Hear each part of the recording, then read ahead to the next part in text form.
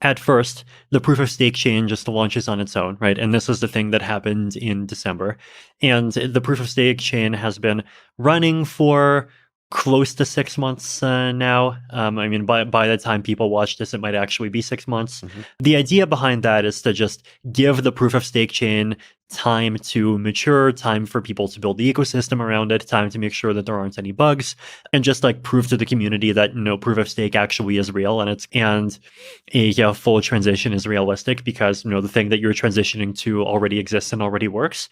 And then at some point in the future, you have this event called the merge, where you basically take the activity that's being done inside of the proof of work chain and you actually move it over into the proof of stake chain, so you get rid of the proof of work side completely. The way that the merge will work is it's definitely gone through a few different iterations. Like the earlier versions of this actually required more work for users and more work for clients. It was much more like, oh, there's this new chain, there's this old chain, and then everyone has to like migrate from the old chain to the new chain, and then at some point we'll forget about the old chain.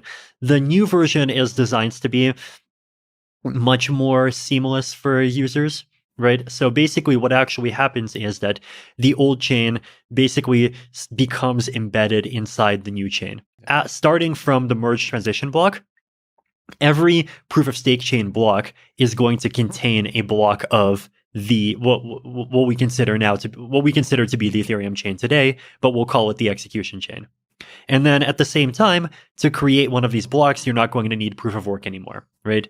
So basically, at the same time, you would both get rid of the proof of work requirements for one of these blocks to be valid, but instead you require these blocks to be embedded inside of the proof of stake blocks, right? So you basically have like a chain inside a chain. And it also just means that the upgrade process is extremely seamless, right? Because from the point of view of a client that's following the chain, you basically have to update nothing, right? You're still following the same chain and follows the same rules, except instead of checking proof of work, you'll switch to checking that these blocks are embedded inside of blocks of the proof of stake chain. Got it. Let's see. So it's not strictly important for just like in any like smart contract or just like applications that run on the blockchain. It can be important to users and it can be important for some applications, but we're basically saying that like maintaining and serving that is not going to be simultaneously the responsibility of every Ethereum node. If you want that information, there can be separate protocols for backing it up. When do you think the merge will happen? I think early 2022 is like the most realistic. There's definitely still like an optimistic case of it happening this year, but like, the realistic thing to count on is definitely the early part of very early part of next year. Thing that we had last month is we had this online hackathon called Rayonism, where basically a bunch of the different client developers that are going to be part of the transition like hacked together some test nets of the post-merge Ethereum chain.